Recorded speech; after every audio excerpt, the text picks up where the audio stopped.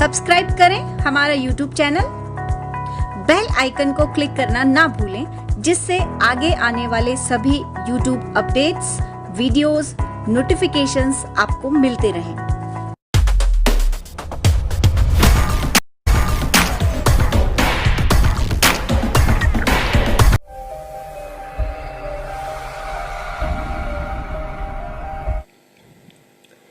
नमस्कार दोस्तों, मैं मास्टर ओ पिलेगा चाणक्य अनअकैडमी की ऑनलाइन क्लास में आपका स्वागत करता हूं। तो दोस्तों, हम पढ़ रहे थे राजस्थान के भौतिक प्रदेश, और राजस्थान के भौतिक प्रदेशों में हमने उत्तरी पश्चिमी मरुस्थलीय प्रदेश को कल पढ़ लिया है, और आज हम पढ़ेंगे अरावली पर्वतमाला। तो ध्यान दीजिए। आइए दोस्तों शुरू करते हैं। अरावली पर्वतमाला, ध्यान दीजिए, मध्यवर्ती अरावली पर्वतीय प्रदेश। कल हमने उत्तर पश्चिमी मरुस्थलीय प्रदेश अर्थात शुष्क प्रदेश, ये वाला भाग हमने पढ़ लिया है, और आज हम दोस्तों पढ़ेंगे मध्यवर्ती जो ये अरावली पर्वतमाला है, इसके बारे में विशेष रूप से अध्ययन करेंगे। तो आइए दोस्तों ध्यान दीजिए, हम शुरू करते हैं। तो सबसे पहले ध्यान दीजिए, मैंने यहाँ पर अरावली पर्वतमाला का नक्शा ये बनाया है। ये राजस्थान के बीचों बीच स्थित हैं। तो ध्यान दीजिए, ये मैंने यहाँ पर अरावली का ही थोड़ा बड़ा नक्शा बना दिया है। तो देखिए दोस्तों, यहाँ शुरू कहाँ से होती है अरावली? खेड़, बर्मा, पालनपुर। ध्यान दीजिए, खेड़, बर्मा, पालनपुर गुजरात से ये शुरू होती है, अर्थात ये इलाका जो दिखाई दे रहा है ये है गुजरात के अंदर स्थित है, और यहाँ से लगा के यहाँ तक ये राजस्थान के अंदर है। ठीक है दोस्तों, और ये राजस्थान से बाहर ये हरियाणा, हरियाणा के बाद ये दिल्ली तक जाता है, अर्थात दिल्ली के अंदर रायसीना पहाड़ी। ध्यान दीजिए दोस्तों, रायसीना पहाड़ी जो दिल्ली के अंदर स्थित है, यहाँ तक ये रायसीना पहाड़ी यहाँ पर है, और यहाँ पर ही दिल्ली के अंदर राष्ट्रपति भवन बना हुआ है। इसका भी आप विशेष ध्यान देना दोस्तों। तो अरावली पर्वतमाला, इसकी लंबाई 792 किलोमीटर कुल, यानी यहाँ से लगा के यहाँ तक 792 किलोमीटर है, और ये राजस्थान के अंदर 550 किलोमीटर ही फैली हुई है, अर्थात 80% राजस्थान के अंदर है, बाकी ये बाहर है। तो हम राजस्थान के अंदर वाले भाग को विशेष रूप से अध्ययन करेंगे। तो ध्यान दीजिए, सबसे पहले दोस्तों ये पॉइंट लिखा है मैंने, यानी अरावली पर्वतमाला का प्राचीन नाम। अरावली पर्वतमाला का प्राचीन नाम क्या था? अड़ावला। ध्यान दीजिए, अरावली पर्वतमाला का प्राचीन नाम अड़ावला था। ठीक है दोस्तों, और विश्व की, ध्यान दीजिए, विश्व की प्राचीनतम वलित पर्वतमाला भी कहा जाता है। इसका भी आप विशेष ध्यान देना। विश्व की प्राचीनतम वलित पर्वतमाला कौन सी है? अरावली पर्वतमाला। और ध्यान दीजिए, यहाँ कुल लंबाई मैंने लिख दिया है 792 किलोमीटर, यानी पूरी अरावली की यहाँ से लगा के यहाँ तक। ठीक है दोस्तों, और राजस्थान के अंदर कितनी है? 550 किलोमीटर। 550 किलोमीटर अर्थात ये 80% राजस्थान के अंदर अवस्थित है। इसका विशेष ध्यान देना। और राजस्थान के क्षेत्रफल का अरावली क्षेत्रफल कितना कवर करती है? 9%। ध्यान दीजिए, 9% क्षेत्र है अरावली का पूरे क्षेत्रफल का। और विशेष ध्यान दीजिए, जनसंख्या, यानी इस अरावली पर्वतमाला क्षेत्र में अर्थात प्रदेश के अंदर जनसंख्या कितनी निवास करती है? तो 10%। ध्यान दीजिए, कुल राजस्थान की कुल जनसंख्या का 10% भाग अरावली पर्वतमाला में जनसंख्या निवास करती है। और यहाँ पर वर्षा, ध्यान दीजिए, न्यूनतम बारिश यहाँ पर 50 सेंटीमीटर, और अधिकतम बारिश यहाँ 90 सेंटीमीटर बारिश होती है। ये जल विभाजन का कार्य भी करती हैं अरावली पर्वतमाला, अर्थात ध्यान दीजिए, यहाँ तो बारिश कम होती है, यानी उत्तर पश्चिमी मरुस्थल में बारिश कम होती है, और पूर्वी मैदानी भाग में बारिश ज़्यादा होती है। इसलिए अरावली पर्वतमाला को जल विभाजन रेखा भी कहा जाता है। इसका भी दोस्तों आप ध्यान रखना। और आगे ध्यान दीजिए, यहाँ की जलवायु उप आर्द्र यानी ज्यादा आर्द्र भी नहीं है, आर्द्र से थोड़ी कम, इसलिए उप आर्द्र इसका विशेष ध्यान देना। उप आर्द्र जलवायु है अरावली पर्वतमाला की। और अरावली पर्वतमाला यहाँ इस प्रदेश के अंदर मिट्टी कैसी पाई जाती है? काली, भूरी लाल, ध्यान दीजिए, भूरी लाल और कंकरीली, ये विशेष रूप से आप ध्यान देना, इस प्रकार की मिट्टियां यहाँ पाई जाती हैं। और मक्का की खेती, ध्यान देना दोस्तों, मक्का की खेती विशेष रूप से यहाँ की जाती है। अरावली पर्वतमाला में खेती मुख्य रूप से कौन सी होती है? मक्का की खेती, इसका भी दोस्तों आप ध्यान देना। और आगे ध्यान दीजिए दोस्तों, इस पर्वतमाला की औसत ऊंचाई, औसत ऊंचाई कितनी है? 930 मीटर। 930 मीटर अरावली पर्वतमाला की औसत ऊंचाई है। ठीक है दोस्तों।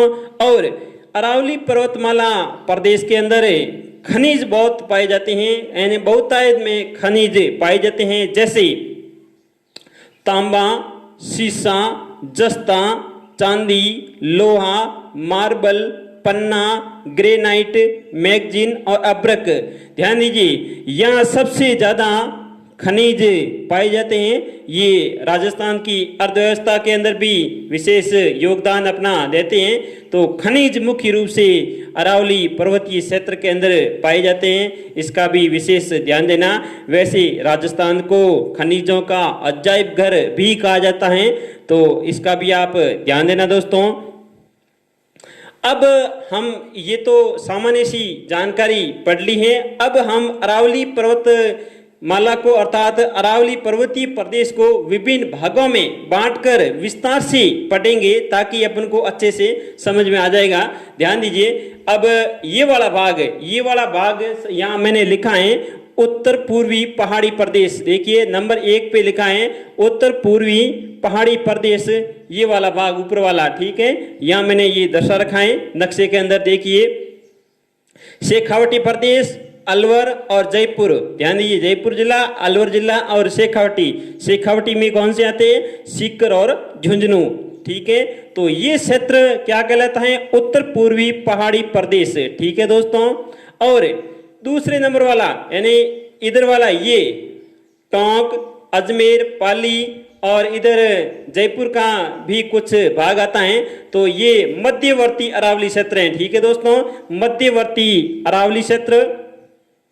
और इससे नीचे वाला ये भाग राजसमंद, भीलवाड़ा, चित्तौड़गढ़, डूंगरपुर, उदयपुर और पाली का भी कुछ भाग इसमें शामिल है। तो इसको क्या कहा जाता है? मेवाड़ का चट्टानी प्रदेश। ध्यान दीजिए, मेवाड़ का चट्टानी प्रदेश। और चौथे नंबर पर हम पढ़ेंगे आबू पर्वत क्षेत्र। क्या नाम है? आबू पर्वत क्षेत्र, ये वाला भाग। ध्यान दीजिए, ये यानी सिरोही जिला, विशेष रूप से इसमें सिरोही जिला आता है। तो आबू पर्वत क्षेत्र अर्थात खंड। ध्यान दीजिए, इस शब्दों के ऊपर कंफ्यूज मत होना। तो अब आइए दोस्तों हम शुरू करते हैं। पहला उत्तर पूर्वी पहाड़ी प्रदेश, यानी ये वाला भाग अर्थात ये वाला भाग। ध्यान दीजिए, तो दोस्तों ध्यान दीजिए, इस पहाड़ी प्रदेश में विशेष रूप से ये कई बार परीक्षाओं के अंदर प्रश्न पूछे गए हैं, तो इम्पोर्टेंट मैंने यहाँ पर फैक्ट लिखे हैं, तो विशेष आप ध्यान देना। रघुनाथगढ़, यहाँ पर एक यानी अरावली पर्वतमाला की ऊंची चोटी, यानी उत्तर पूर्वी पहाड़ी प्रदेश की ऊंची चोटी जहां अरावली पर्वतमाला की, जो कि रघुनाथगढ़ है, सीकर जिले के अंदर है। ध्यान देना। और इसकी ऊंचाई कितनी है? 1055 मीटर। 1055 मीटर है किसकी? रघुनाथगढ़ की। ध्यान दीजिए, रघुनाथगढ़ ये इस उत्तर पूर्वी पहाड़ी प्रदेश की अर्थात अरावली पर्वतमाला की चोटी है, जिसकी ऊंचाई 1055 मीटर है। ठीक है दोस्तों। और दूसरी है खौ। क्या? खौ, जो कि जयपुर जिले के अंदर स्थित है, और इसकी ऊंचाई कितनी है? 920 मीटर। 920 मीटर है, इसका विशेष ध्यान देना दोस्तों। और तीसरे नंबर ध्यान दीजिए, एक और ऊंची चोटी है बाबाई। क्या नाम है? बाबाई, जो कि झुंझुनू जिले में है, झुंझुनू जिले के अंदर है, और इसकी ऊंचाई कितनी है? 780 मीटर, 780 मीटर। और एक विशेष ध्यान दीजिए, बैराठ जो कि जयपुर के अंदर है और इसकी ऊंचाई 704 मीटर है। ठीक है, तो इस पहाड़ियों का आप विशेष ध्यान देना, ये कई बार परीक्षा के अंदर प्रश्न पूछे गए हैं और आगे भी आप विशेष ध्यान देना दोस्तों। और यहाँ ध्यान दीजिए, सीकर जिले के अंदर हैं कुछ पहाड़ियां हैं जो महत्वपूर्ण हैं, हर बार परीक्षा के अंदर पूछी जाती हैं। ये तीनों ही मालखेत की पहाड़ी, ध्यान दीजिए, मालखेत की पहाड़ी, हर्ष की पहाड़ियां और खंडेला की पहाड़ियां। मालखेत की पहाड़ियां, हर्ष की पहाड़ियां और खंडेला की पहाड़ियां, ये तीनों पहाड़ियां सीकर जिले के अंदर अवस्थित हैं। इसका विशेष ध्यान देना दोस्तों। अब हम 2 नंबर पे पढ़ेंगे मध्यवर्ती अरावली क्षेत्र। ध्यान दीजिए, मध्यवर्ती अरावली क्षेत्र है, इस भाग को हम पढ़ेंगे। ध्यान दीजिए दोस्तों, इस भाग की सबसे ऊंची चोटी ध्यान दीजिए जो कि तारागढ़ है, इसका विशेष ध्यान देना। तारागढ़ अजमेर के अंदर है और इसकी ऊंचाई कितनी है? 873 मीटर। ध्यान दीजिए, 873 मीटर, अर्थात ध्यान दीजिए, राजस्थान बोर्ड की किताब आती है उसमें 870 लिखा हुआ मिल रहा है। ये दोनों ही कई किताबों में ये लिखा हुआ है, ये दोनों ही आपको विशेष याद करना, दोनों ऑप्शन में नहीं देगा, तो आप विशेष 873 और 870 मीटर किसकी है? तारागढ़ की ऊंचाई। ध्यान दीजिए, तारागढ़ चोटी है, पर्वतमाला। ध्यान दीजिए। दूसरे नंबर है नागपहाड़। नागपहाड़ ये पहाड़ी चोटी अजमेर के अंदर पड़ती है, यही अजमेर के अंदर है। ध्यान दीजिए, और इसकी ऊंचाई कितनी है? 795 मीटर, 795 मीटर। और ध्यान दीजिए, इस क्षेत्र में 4 दर्रे हैं। दर्रे यानी जो पहाड़ी क्षेत्र से मार्ग यानी पहाड़ी को चीरते हुए जो मार्ग निकलते हैं उसे दर्रे कहा जाता है। तो यहाँ पर 4 फेमस दर्रे हैं, इसका विशेष ध्यान देना, ये भी परीक्षा के अंदर प्रश्न पूछा हुआ है। तो ध्यान दीजिए, एक है बर और दूसरा पखेरिया, तीसरा है सुराघाट और चौथा है देबारी। ठीक है, पहला बर, पखेरिया, सुराघाट, देबारी। ठीक है, इन चारों दर्रों का आप विशेष ध्यान देना। और दोस्तों आगे ध्यान दीजिए, मेवाड़ का चट्टानी प्रदेश यानी 3 नंबर वाला, जैसे ध्यान दीजिए 1 नंबर पढ़ लिया, 2 नंबर पढ़ लिया, अब हम तीसरे पर ध्यान दीजिए दोस्तों, मेवाड़ का चट्टानी प्रदेश, जिसमें ध्यान दीजिए पाली का कुछ भाग आता है, राजसमंद, भीलवाड़ा, चित्तौड़गढ़, डूंगरपुर और उदयपुर यानी ये जिले आते हैं। तो इसमें आप ध्यान दीजिए, एक यहाँ का बोराट का पठार विशेष फेमस है। बोराट का पठार जिसकी ऊंचाई 1225 मीटर है। कितनी है? 1225 मीटर है। और ये विशेष ध्यान देना, बोराट का पठार कहाँ अवस्थित है, ये कई बार परीक्षाओं के अंदर प्रश्न पूछा हुआ है, तो इसका आप विशेष ध्यान देना। कुंभलगढ़ और गोगुंदा के मध्य स्थित है। कुंभलगढ़ और गोगुंदा के मध्य स्थित है, इसका आप विशेष ध्यान देना। और एक है जरगा। ध्यान दीजिए, जरगा ये पर्वतमाला है जो कि ध्यान दीजिए अरावली की 4थी ऊंची चोटी है, विशेष रूप से ध्यान देना, उदयपुर के अंदर स्थित है और 1431 मीटर इसकी ऊंचाई है। ये ऊंचाई भी आप विशेष ध्यान देना, और इसका नाम और कहां पर स्थित है ये भी विशेष ध्यान देना। और अगला ध्यान दीजिए, कुंभलगढ़, क्या नाम लिखा हुआ है? कुंभलगढ़ ये चोटी राजसमंद में, ध्यान दीजिए, कुंभलगढ़ राजसमंद में है और इसकी ऊंचाई 1224 मीटर है, 1224 मीटर है, इसका भी आप विशेष ध्यान देना दोस्तों। आगे कुछ पठार हैं, इस पठारों के नाम भी आप विशेष ध्यान देना। एक है बीजासन का पठार, बीजासन का पठार जो कि भीलवाड़ा जिले में अवस्थित है। और दूसरा है लसाड़िया का पठार, लसाड़िया का पठार जो कि उदयपुर में स्थित है। ठीक है, और एक और पठार है मेसा का पठार। ध्यान दीजिए, मेसा का पठार जो कि चित्तौड़गढ़ जिले में स्थित है और यहीं पर चित्तौड़गढ़ किला बना हुआ है, इसका भी आप विशेष ध्यान देना। तो मेसा का पठार, बीजासन का पठार और लसाड़िया का पठार, ये 3 पठार विशेष रूप से इस मेवाड़ इलाके में स्थित हैं, इसका विशेष ध्यान देना। और यहाँ पर 4 दर्रे भी हैं, जैसे ध्यान दीजिए देसुरी की नाल, देसुरी नाल, हाथी दर्रा, सोमेश्वर नाल और केलवा की नाल। ध्यान दीजिए, इन दर्रों के विशेष नाम आप विशेष ध्यान देना, देसुरी नाल, हाथी दर्रा, सोमेश्वर नाल और केलवा की नाल। ठीक है दोस्तों, और आगे ध्यान दीजिए आप। अब हम पढ़ेंगे 4 नंबर में, जो कि सबसे महत्वपूर्ण है, विशेष ध्यान देना, ये स्टार लगा देना, ये सबसे महत्वपूर्ण है। आबू पर्वत क्षेत्र अर्थात खंड, यानी ये वाला भाग।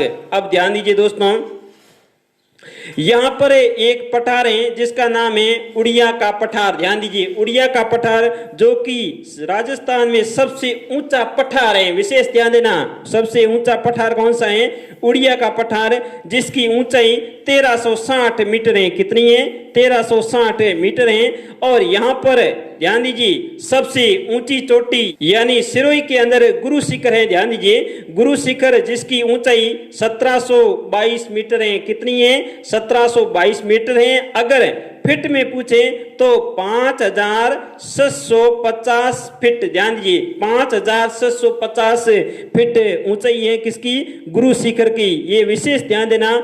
और मीटर में पूछे तो 1722 मीटर किसकी ऊंचाई है? गुरु शिखर की। ये सबसे ऊंची चोटी यानी पूरी अरावली पर्वतमाला की सबसे ऊंची चोटी कौन सी है? गुरु शिखर। ध्यान दीजिए, और इसको कर्नल जेम्स टोड यानी एक अंग्रेज इतिहासकार था, कर्नल जेम्स टोड, इसने संतों का शिखर भी कहा है। किसको? गुरु शिखर को। गुरु शिखर को संतों का शिखर भी कहा गया है। इसका भी आप विशेष ध्यान देना। और 2 नंबर ऊंची चोटी है शेर। ध्यान दीजिए, शेर जिसकी ऊंचाई 1597 मीटर है। कितनी है? 1597 मीटर है। और तीसरी ऊंची चोटी है दिलवाड़ा। ध्यान दीजिए, दिलवाड़ा जिसकी ऊंचाई 1442 मीटर है। 1442। ध्यान दीजिए, अगली चोटी है अचलगढ़। क्या नाम है? अचलगढ़ जिसकी ऊंचाई 1380 मीटर है। और इससे अगली चोटी है आबू जिसकी ऊंचाई 1295 मीटर है। और एक और चोटी है जिसका नाम है ऋषिकेश जिसकी ऊंचाई 1017 मीटर है। और अगली चोटी एक और है धोनिया। ध्यान दीजिए, धोनिया जिसकी ऊंचाई 1183 मीटर है। विशेष रूप से आप दोस्तों ध्यान दीजिए, 1 नंबर में तो ही ये है गुरु शिखर। ठीक है दोस्तों, और 2 नंबर में है ये शेर, और 3 नंबर में है दिलवाड़ा। ध्यान दीजिए, अब 4 नंबर में मैंने यहाँ पर आपको बताया था ये जरगा। ठीक है, अरावली पर्वतमाला की चोटियों का अगर क्रम पूछे ऊंचाई से, आपको घटते क्रम में पूछ ले तो आपको ऐसे बताना है। पहले नंबर में गुरु शिखर, 2 नंबर में शेर, 3 में दिलवाड़ा और 4 में जरगा। ठीक है, और 5 में अचलगढ़। ध्यान दीजिए, ये 5 नंबर विशेष ध्यान देना। आप 5 तक याद करके जाना, क्योंकि परीक्षा में आजकल ये क्रम वाले प्रश्न ज्यादा पूछे जाते हैं, तो इसका भी आप विशेष ध्यान देना दोस्तों। तो आपको लगभग ये अरावली पर्वतमाला समझ में आ गया होगा। तो इसका विशेष तथ्यों का ध्यान देना। प्राचीन अरावला है और ये वलित पर्वतमाला यानी प्राचीनतम वलित, विश्व की प्राचीनतम वलित पर्वतमाला है। इसकी लंबाई याद कर लेना। राजस्थान में कितनी है? क्षेत्रफल, जनसंख्या, वर्षा कितनी होती है, जलवायु कैसी है, मिट्टियाँ कैसी है, यहाँ विशेष रूप से मक्का की खेती होती है, इसका भी विशेष ध्यान देना। और 4 भागों में विभाजित किया गया, इसका भी विशेष ध्यान देना दोस्तों।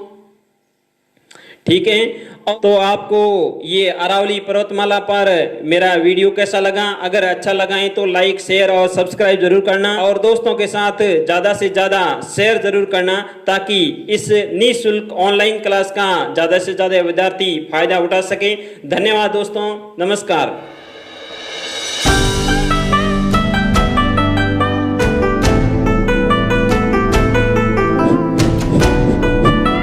सब्सक्राइब करें हमारा YouTube चैनल, बेल आइकन को क्लिक करना ना भूलें, जिससे आगे आने वाले सभी YouTube अपडेट्स, वीडियोस, नोटिफिकेशंस आपको मिलते रहें।